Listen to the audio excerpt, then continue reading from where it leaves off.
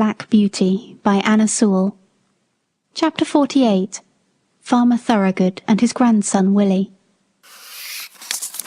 At this sale, of course, I found myself in company with the old broken-down horses, some lame, some broken-winded, some old, and some that I am sure it would have been merciful to shoot.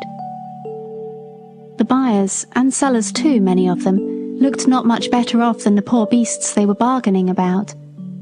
There were poor old men trying to get a horse or a pony for a few pounds that might drag about some little wood or coal cart. There were poor men trying to sell a worn-out beast for £2 or £3 rather than have the greater loss of killing him. Some of them looked as if poverty and hard times had hardened them all over, but there were others that I would have willingly used the last of my strength in serving, poor and shabby, but kind and human, with voices that I could trust. There was one tottering old man who took a great fancy to me, and I to him, but I was not strong enough. It was an anxious time. Coming from the better part of the fair, I noticed a man who looked like a gentleman farmer, with a young boy by his side. He had a broad back and round shoulders, a kind ruddy face, and he wore a broad-brimmed hat. When he came up to me and my companions, he stood still and gave a pitiful look round upon us. I saw his eye rest on me. I still had a good mane and tail, which did something for my appearance. I pricked my ears and looked at him. "There's a horse, Willie, that has known better days." "Poor old fellow," said the boy. "Do you think, Grandpapa, he was ever a carriage horse?" "Oh yes, my boy," said the farmer, coming closer. "He might have been anything when he was young. Look at his nostrils and his ears, the shape of his neck and shoulder. There's a deal of breeding about that horse." He put out his hand and gave me a kind pat on the neck. I put out my nose in answer to his kindness. The boy stroked my face. "Poor old fellow. See, Grandpapa, how well he understands kindness. Could not you buy him and make him young again as you did with Ladybird?" "My dear boy, I can't make all old horses young. Besides, Ladybird was not so very old, as she was run down and badly used." "Well, Grandpapa, I don't believe that this one is old. Look at his mane and tail. I wish you would look into his mouth, and then you could tell. Though he is so very thin, his eyes are not sunk like some old horses." The old gentleman laughed. "Bless the boy, he is as horsey as his old grandfather." "But do look at his mouth, Grandpapa, and ask the price. I'm sure he would grow young in our meadows." The man who had brought me for sale now put in his word. "The young gentleman's a real knowing one, sir.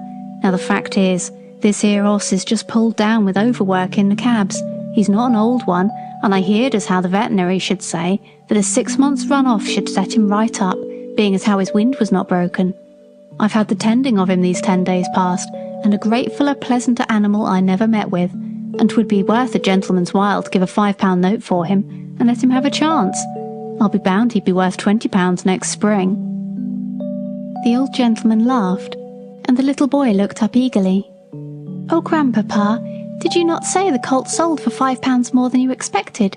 You would not be poorer if you did buy this one." The farmer slowly felt my legs, which were much swelled and strained. Then he looked at my mouth. 13 or 14, I should say. Just trot him out, will you?"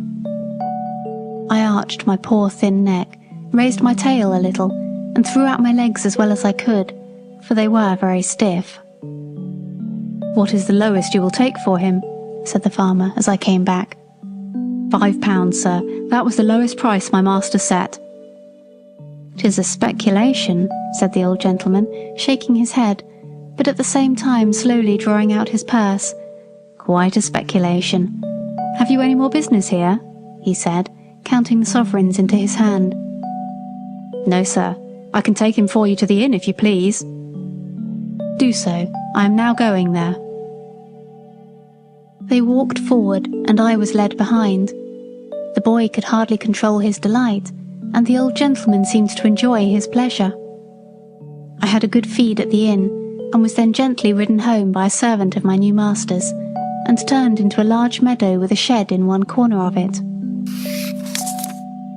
Mr. Thouroghgood, for that was the name of my benefactor, gave orders that I should have hay and oats every night and morning, and the run of the meadow during the day, and, "You, Willie," said he, "must take the oversight of him. I give him in charge to you." The boy was proud of his charge, and undertook it in all seriousness. There was not a day when he did not pay me a visit, sometimes picking me out from among the other horses and giving me a bit of carrot, or something good, or sometimes standing by me while I ate my oats. He always came with kind words and caresses, and of course I grew very fond of him. He called me Old Crony, as I used to come to him in the field and follow him about. Sometimes he brought his grandfather, who always looked closely at my legs. "This is our point, Willie," he would say, "but he is improving so steadily that I think we shall see a change for the better in the spring." The perfect rest, the good food, the soft turf, and gentle exercise soon began to tell on my condition and my spirits. I had a good constitution from my mother, and I was never strained when I was young, so that I had a better chance than many horses who have been worked before they came to their full strength. During the winter, my legs improved so much that I began to feel quite young again. The spring came round, and one day in March Mr. Thouroghgood determined that he would try me in the phaeton. I was well pleased, and he and Willie drove me a few miles. My legs were not stiff now, and I did the work with perfect ease. "He's growing young, Willie. We must give him a little gentle work now, and by midsummer he will be as good as Ladybird. He has a beautiful mouth and good paces. They can't be better." "Oh, Grandpapa, how glad I am you brought him." "So am I, my boy, but he has to thank you more than me. We must now be looking out for a quiet, genteel place for him, where he will be valued."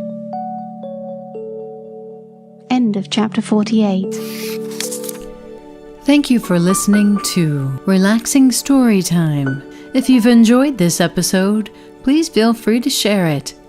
Also, make sure to subscribe so you don't miss out. Be sure to check out our other videos. And always remember, it's important to take time to relax, imagine, and dream.